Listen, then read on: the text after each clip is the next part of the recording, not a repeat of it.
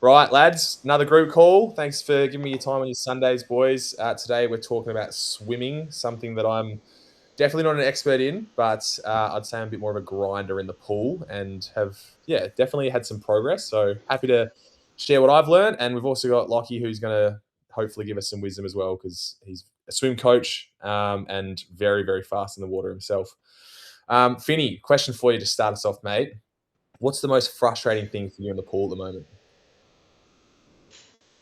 Um, I don't know. It feels like a battle, you know? It's just a constant battle in the water. Okay. Do you feel like you're more limited by like technique or by Yeah, fitness for swimming? sure. Yeah, By technique. Okay. definitely technique. I'm Yeah. pretty fit, and I feel like my shoulders are pretty endurant, really. But yeah, Nice. technique lacks. Yeah. Liam Parker, what about you with your swimming at the moment? How's things coming along for you? What are you noticing? I noticed that like the harder I try, I don't seem to go any faster. Um, that every now and again we get tired, the legs just start to drag across the bottom of the pool. But it Right. is a bit of a battle. I can definitely relate to. So Cool. Well, I think that is going to be sort of like the anchor thing of this call, I think, and we'll probably hear from Lockie a little bit more, but the body position in the pool, trying to reduce drag, I think, is way more important than trying to wrestle the water. So I think that should be like the main focus of this call is where we're not just trying to get stronger and faster and thrash the water. We're actually trying to reduce drag and improve our body position. So yeah, Lockie, how would you recommend that we, or what are some things that you think like beginner or amateur athletes or triathletes should maybe focus on most in the pool? Where do you see the Uh, common mistakes? uh, I know, Finn, I think you said technique is probably what you're struggling with. Technique is huge in the water, especially for, as you say, reducing drag. Because if you try harder and you're not getting any faster, like a lot of the time when you're in the pool, if you do an easy lap and maybe you'll come in at like, so let's just say 2 minutes for the 100 meter, and then you go really hard, maybe you'll come in at like 157. Like you've dropped 3 seconds off 100 meters and you've still tried like your absolute hardest. So technique comes in heaps with swimming just for getting smooth speed. It's more in swimming. You're trying to get easy speed. So with your catch and everything else, if you're not actually grabbing enough water in the pool, then a lot of the time you'll just be wasting energy. And body position comes into that as well. So if you're sitting down a lot, then you'll just be So creating more. run me through body position a little bit more. Like when I was And first getting into the pool, starting, I didn't understand body position. I didn't understand how to. I didn't even really comprehend that if I was like this, it's quicker, right? yeah, So the common thing that I notice is in a lot of athletes is their legs are just dragging more than they want. How do we yeah, rectify that? How do we get our legs up without it's. jumping in the wetsuit? I was going to say wetsuit's the easiest way to fix it, just because you just float. So without doing that, it is pretty difficult. You've kind of got to. It comes down a little bit to speed. Like the slower you swim, the harder it will be to have your legs on top of the water. But Oh, okay. um, if you, it comes almost down to more of the upper body than the actual lower body. So a lot of triathletes, as I've been saying, and long distance swimmers, which I have more experience in, we actually don't kick a lot at all. Especially triathletes, I think they don't kick a lot just because they're trying to save their legs. I don't know what your experience with that is, Alex. I don't know you've done. I don't know whether Yeah. you kick. Well, this is really interesting, man, because I like when I first started getting into it, I heard, don't kick, save the legs, especially if you're in a wetsuit, like you can just Yeah, pull most of the way. For me, myself, I personally like kick to balance. I don't feel like I'm kicking for power, which is maybe yeah, something I need to start doing myself. But I kick to sort of keep myself balanced so that I can pull more efficiently. yeah, That's what I think is happening. What yeah, what yeah. would you say? That's pretty. I think that's pretty standard. Like that's what I do. So I kind of kick just every now and again just to kind of keep my body rotation. Because if you're rolling too much, then it's inefficient. You're just losing energy again. So Yeah. just like a kick every now and again just to counteract the rotation. But in terms of body sinking, it's kind of coming down to your arms out the front. If you're so I'm just going to do a little demonstration because it's almost easy Please get into it. So when you'll get your arm in the water, if you've got your elbow low, if you're landing almost with your elbow first in the water, literally like this, if this is the water, then you won't be actually able to grab any water. Like you might grab some water with your hand, but you're not grabbing any water with your forearm because it's just sliding underneath.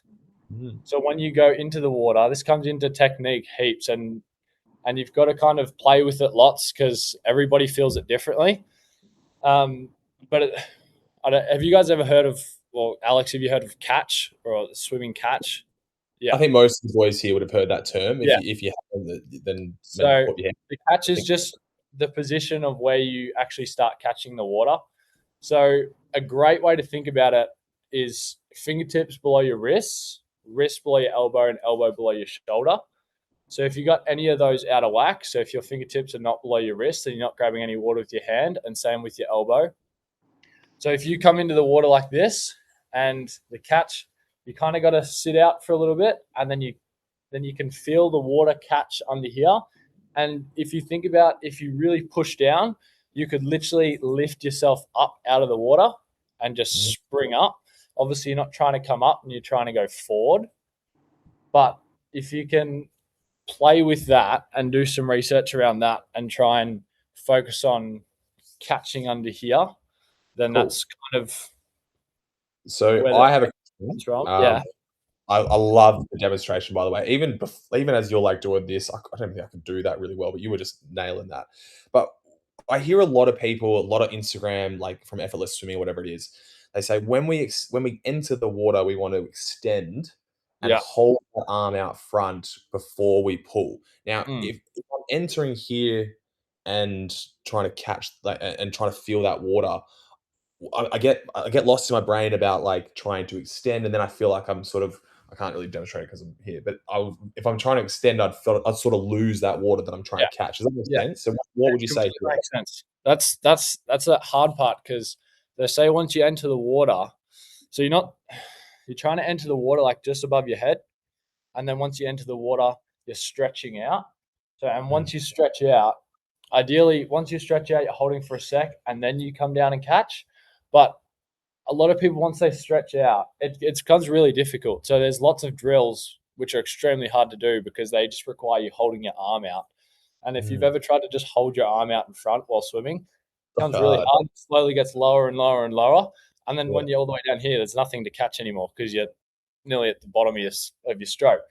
So you kind of got to find a timing where it doesn't have to be super long, but just where you can be out in front and then still be able to get on top of your shoulder or elbow or however you want to think about it. So stretching out and holding is ideal. But would you say that for someone learning that stretch out and hold should feel like natural, or would you say that you're trying to? It feels natural. No. Okay.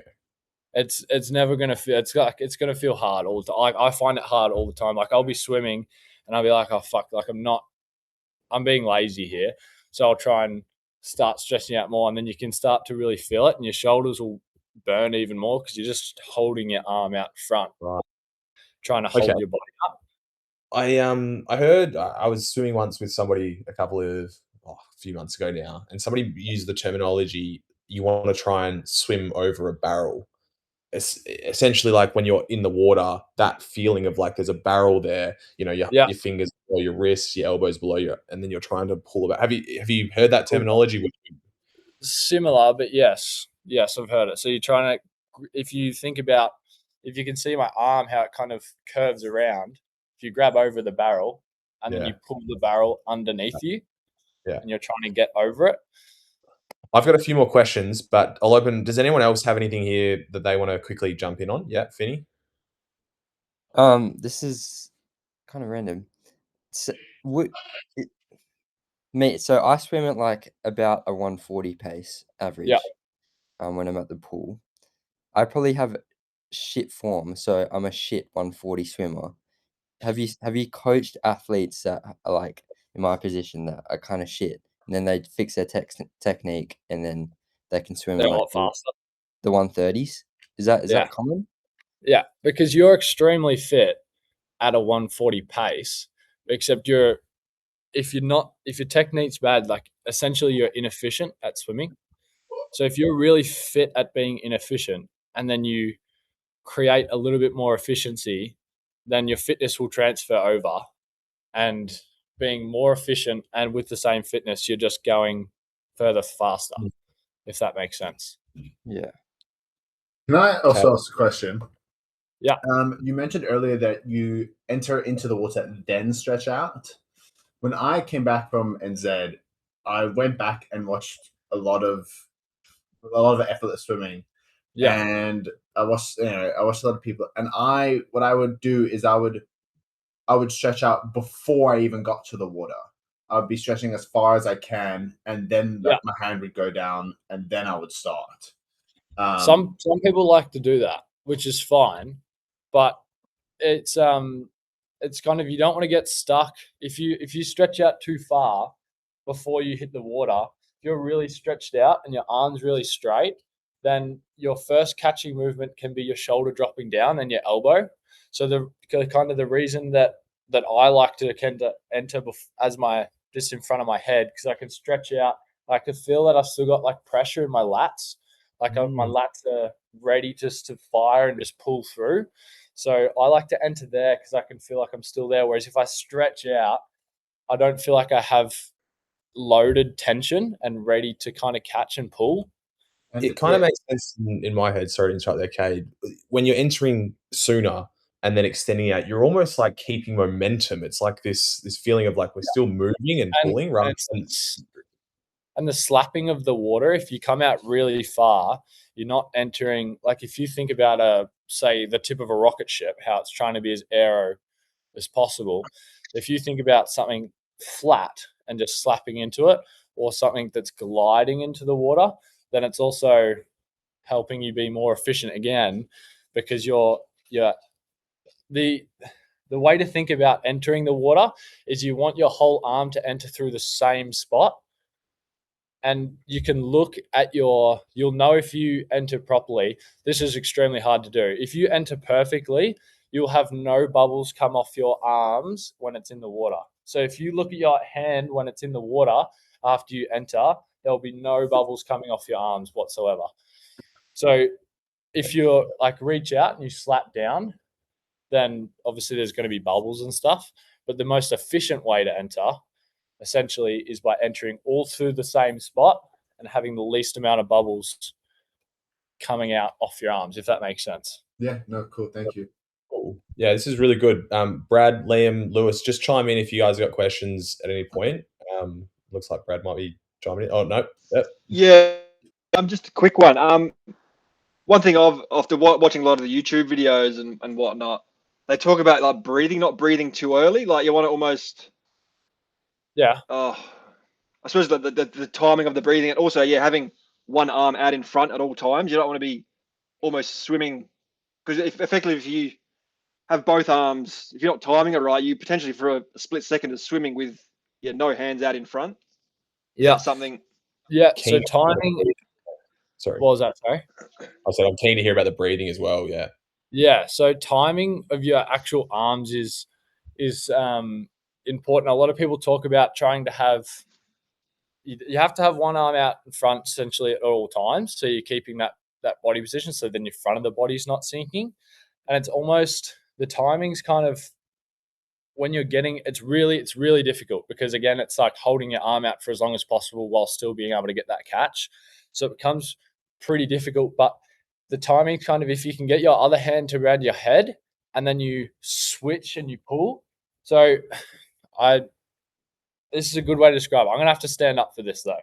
So I love it. Mate. You're doing so well. if you think about like a baseball player, they're standing side on, they stretch out and they rotate their whole body to push through and throw a ball, or a football player as well. They're rotating through. Same with swimming. If you're here and you're like coming up like this, once you're here and you're out front and you're side on, you can switch really quickly. And same again. So if you pull through, if you're kind of back here and you're trying to switch, then you're bringing your arm over with you. Whereas if your arm's already here and you're side on, then you can switch through. If that makes sense. So you kind of want one arm out. Yeah. If that makes sense. While you're standing up there, can you show us where in that stroke that you're going to breathe? In the stroke. So I breathe every 2 to 4 strokes, just because once I started going long distance, I just found it was easier for me to get into a rhythm just to breathe to one side. Yeah. I still breathe both sides when I need to. I don't know whether you guys breathe 2 sides or one side. This is really interesting. For me, I only breathe on the right, and I only breathe every 2 to myself. I'm fucked if the waves start coming in from that side. I'm just going to cop it and just I'm the exact same. I only do my right side, and spot on. Yeah, cool. Well, I like to breathe just to one side because I can find I can get into a rhythm a lot easier, especially if you're just breathing every 2. Obviously, it's less efficient, but if you're just kind of cruising through the swim and you just want to get into a nice rhythm, breathing every 2 or 4 is really helpful. So I breathe to the left. So I'll just switch around here. I'll breathe when my other arm is coming about to hit the water here and I'm switching through, I'll breathe. Okay. So then I'm breathing, and then when my other arm's coming, I'm closing my face off, back down. And when my other arm's here, I'm switching back to breathe again. So you kind of, as your other arm's coming down, you open yourself up. Yeah. You want to have one arm out when you go to breathe. So you're kind of going in and you're breathing. And then when you're coming back, you're closing yourself back down, if that makes sense. I saw a video recently of this guy that was pulling, and he would pull, and then almost as he was coming up, it looked like he was breathing later than what I would normally breathe. And I think but I feel like it'll take a bit of time to change that. But I think a lot of playing around. Like I still play around heaps with my stroke, especially when I'm getting lazy. If I'm like 2Ks in or something, and you're like, I'm just swimming, so you kind of got to work out what you can do to fix it, especially under fatigue, because it gets so much harder with your technique under fatigue. Okay, I think for me, one of the things I noted when I start, which helped my breathing, well, I think when I first started, I would hold my breath until my head was out of the water, and obviously at that point, my entire head is out of the water, and then I gasp for breath and then come back down. But with time, I've come to learn that I never take a full breath. I don't gasp a full breath. I only take a half a breath. I try to at least. And then when I'm 45 degrees out from exiting the water, I start blasting all my air out of my nose. And then by the time I'm out of the water or I'm trying to be half, I can start breathing in and then I'm back in. So it's for me. I reckon I love Lockie's input on this as well, but I'm pretty sure that you should be gradually breathing out throughout the whole stroke. So when you've breathed in and then you enter the water again, you should start to slowly breathe out that whole time. Yeah. And then like you say, when your mouth's out of the water, it's a quick inhale to get your air in, but then you're slowly breathing it out like bubbles while your head's in the water. Is that fair? Swimming's hard because you kind of can't breathe whenever you want to. So you've got to try and, I guess, make it seem like for your body that you can just be breathing. You're trying to make it normal rather than holding your breath and then letting it out, then holding your breath. So exactly like you say, as soon as you get your breath and you're back in the water, you're just letting out just a constant slow out of all your breath. So then you're not trying to push out and breathe in at the same time. So when you turn your head to breathe, all you're doing is sucking in air. So I barely get my head out the water. So I breathe out the side of my mouth just because that's what I'm used to from comp swimming and everything else. And just because it's just that little bit more efficient as well by not coming all the way out. But yeah, if you can breathe out as much as your air, especially through your nose, I think a good, again. a good cue for that are trying to breathe is keep one of your goggles in the water.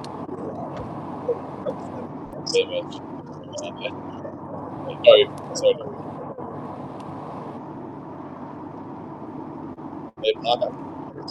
Oh, this might be a bit of a rookie question, but I'm not exactly a fish in the pool.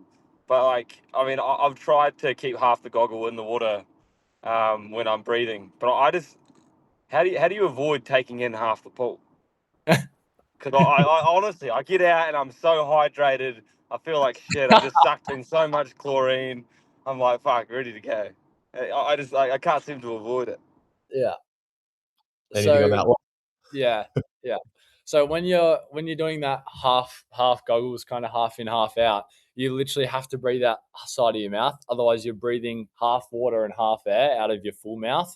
So I'm literally just like, Yeah. it's weird. It's weird, but you kind of like this, and you kind of get the corner of your mouth as open as possible to try and suck in that air. Like you can just put your whole mouth out of the water and just suck it in, but if you can get comfortable with just going half and pursing one side of your mouth and opening the other and just kind of sucking it in, I'd recommend like to try and get to that stage. Just get all your goggles out the water, put your whole face out of the water, but still just try and breathe out the side of your mouth, even though you don't need to. And then bring your slowly stop rotating your head as much, and then bring it to like where your goggles are half in, half out. And then if you're still practicing breathing out the side of your mouth, by that time you should be able to just get air, hopefully. If that makes sense. Yeah, good. Love that thumbs up there. Lockie, tell me when you're swimming, mate, where are your eyes looking at the pool? Pool swimming is very different to open water swimming. Obviously, we're spotting a lot when we're doing a triathlon, which Yep. makes it really hard, especially for body position. So you kind of want to be looking almost at the bottom. So if I'm facing this way, instead of being 90 degrees, like looking straight down, you're just looking a tad up. But obviously, when we're spotting, we kind of get used to lifting our head up and then just coming back down and then lifting up again. So you kind of end up looking a little bit further forward, especially in open water, because you want to see where you're going. In a pool, Yeah. it's a lot easier in theory, just say, oh, we'll just look at the bottom. So you want to be looking a little bit up, but not too far up. Because if you're looking too far up, it kind of arches your back. As soon as you arch your back, your legs are going to hit the bottom of the pool. So you're trying to keep your back as flat as possible and your head not in the water, but looking down a little bit forward.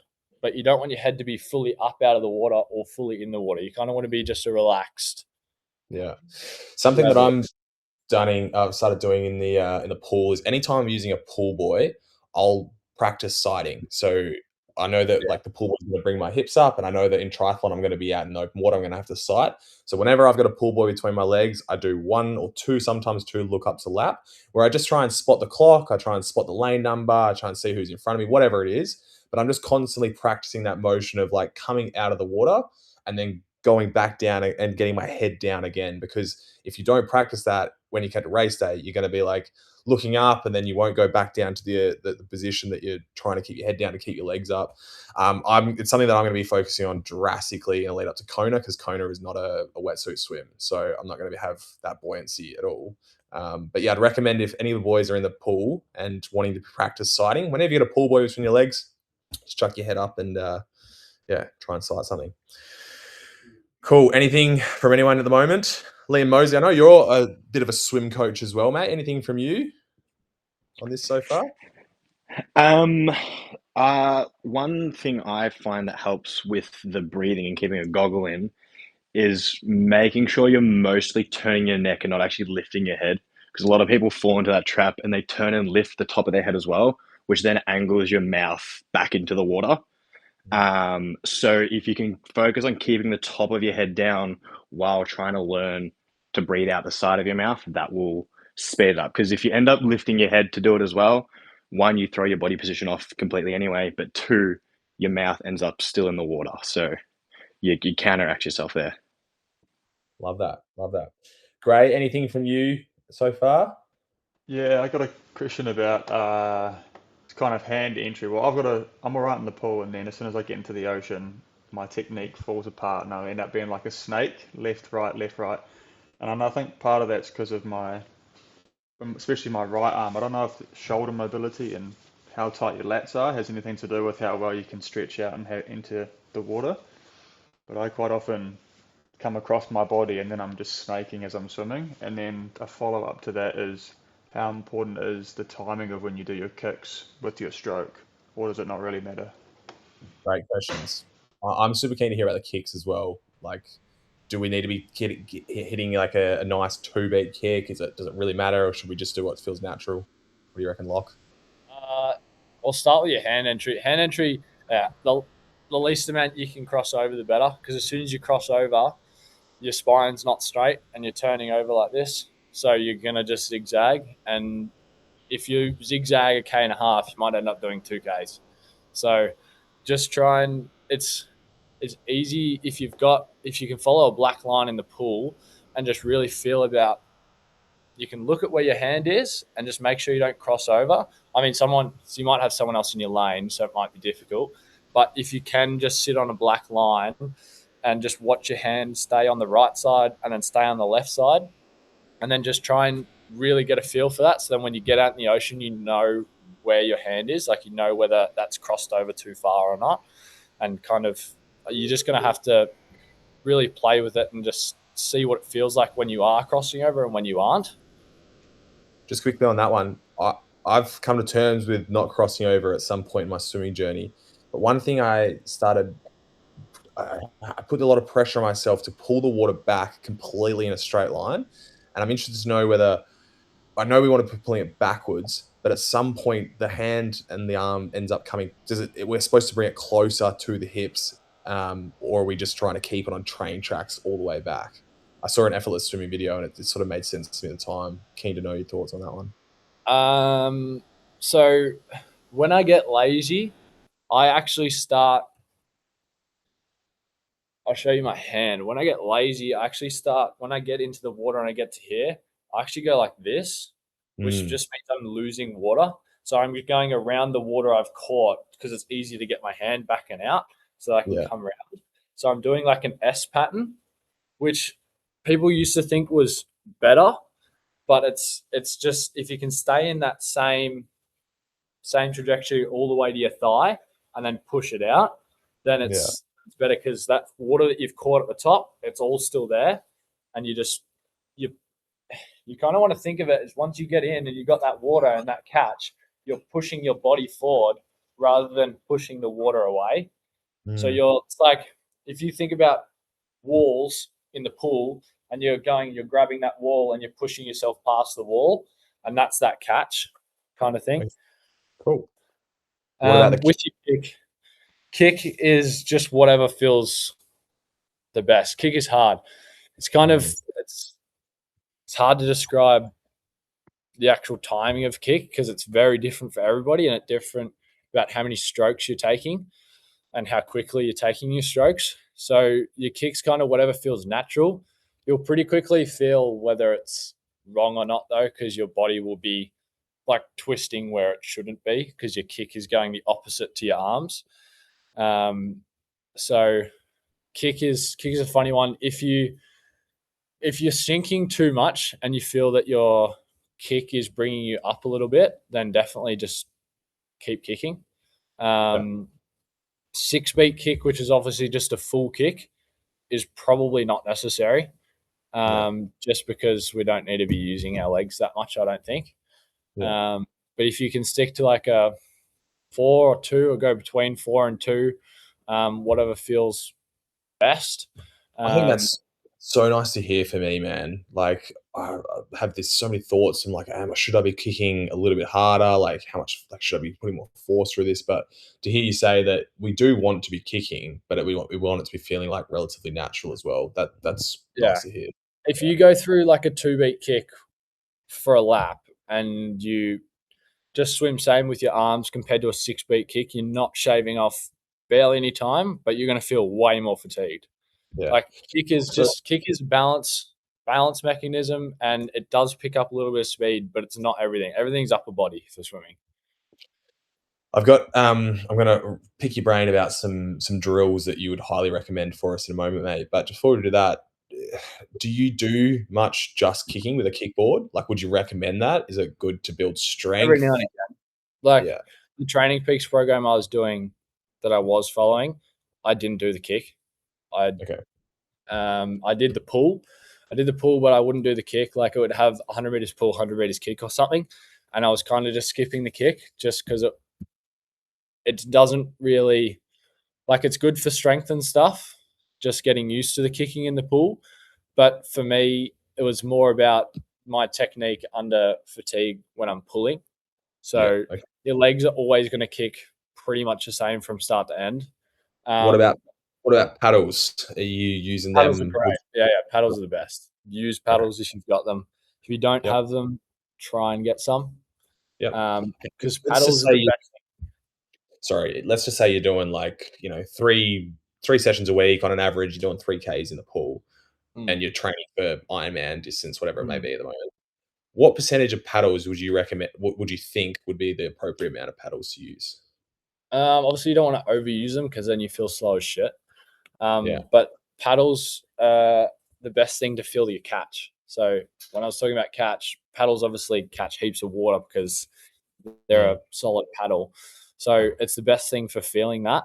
But if you can use them and if you're using them properly and you're kind of looking at how your technique's changing and what muscles you can feel working more when you've got that catch, like a few hundred meters a session is probably adequate, as long as you're kind of trying to think about what the difference is, and Yeah.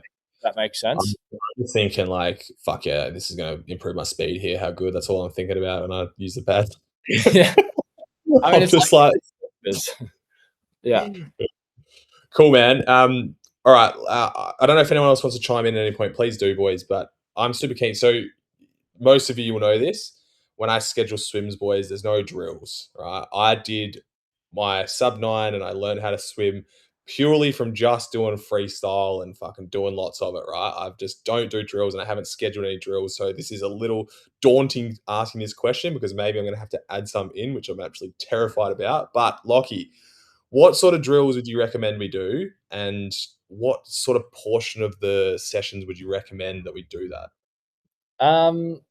I think especially for warm up and cool down, drills are great because it's a great way to warm up. You're taking it easy anyway, and especially when you're fresh and then under fatigue, and you can kind of see what's going on with your stroke. So your cool down with a couple of drills will obviously be like, it's not going to be very easy because you're going to be fatigued. Your arms are going to be heavy and everything else. I've got a couple that I can think of now, but I might flick you a message later with a couple of extras if that's all right. 100%, man. The WhatsApp group chats there, man. Just fire stuff in there. I'm sure the boys are really Yeah, gonna love it. So sweet as. yeah. I'll do that. I'll, like, when I send it through, probably just look up what they mean because they've some weird names and there'll be videos with better explanations. A great one for your kind of feeling that stretch out the front and then still trying to get that catch. It's you can either do it with you can either do it with 6 or 12 kicks.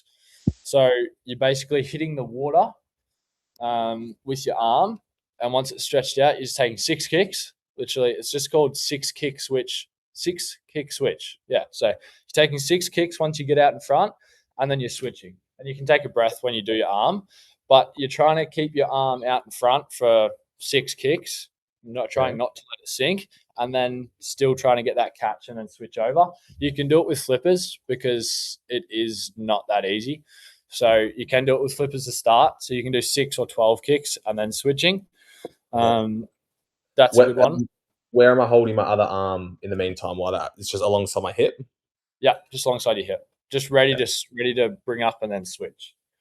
Just on that, so we do 6-1-6 or whatever, 6 kicks in swim squads, but I sometimes don't know when to breathe. So when you kick, hold your arm out for 6, and then when you take that next stroke, do you breathe straight away? Because then sometimes when you breathe, then you I don't know, you Sink. kind of sink down again, and I don't know whether you hold your breath for longer and keep your head down. It's hard to. My biggest thing with this drill already is just drowning. Like I just know that I breathe so often that like I get in such a rhythm with two stroke breathing that when I'm going to try and do it down, I'm just going to be like.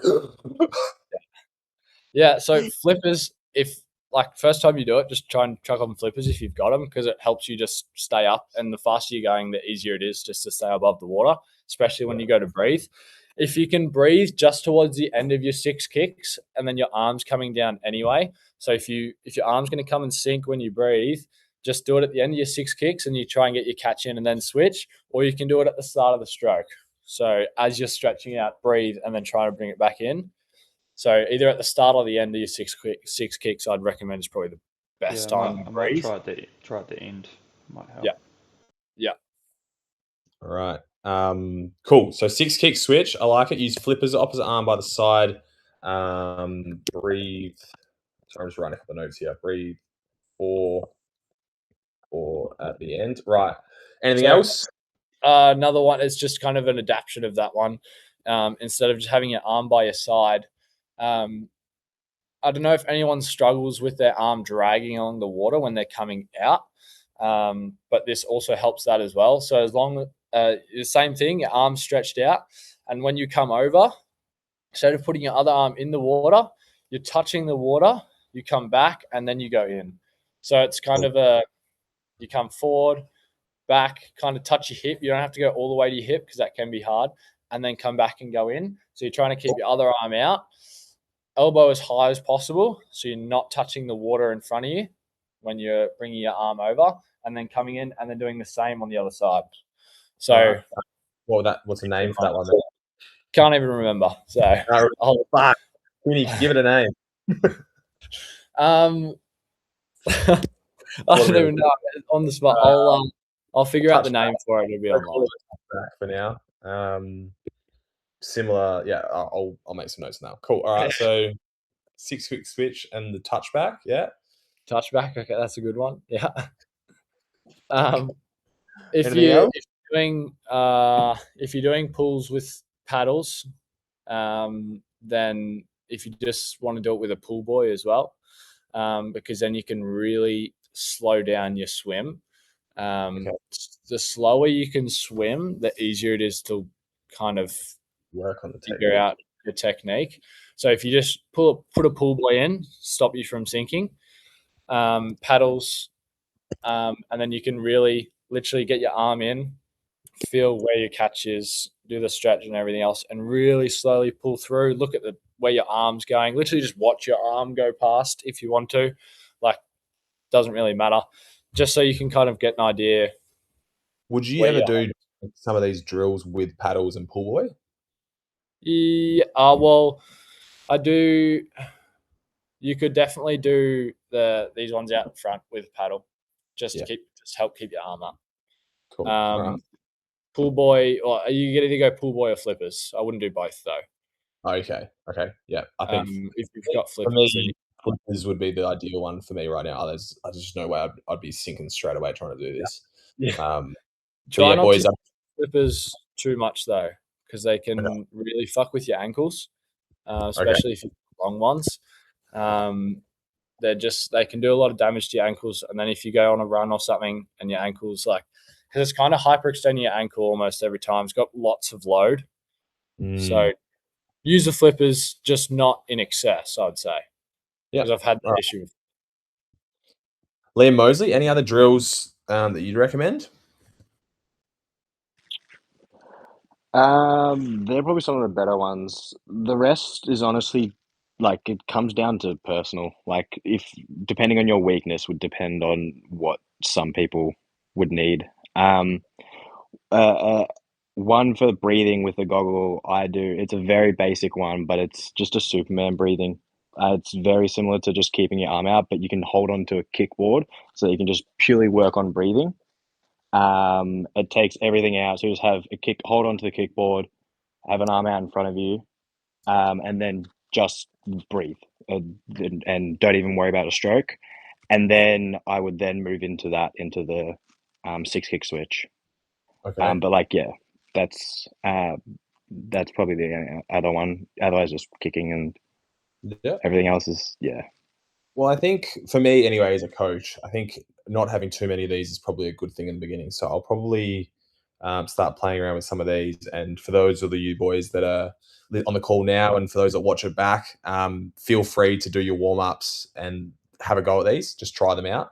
I think it will be worth it. I really appreciate your time. Like, have we got anything else we want to cover off before we close? I'm conscious of time a little bit.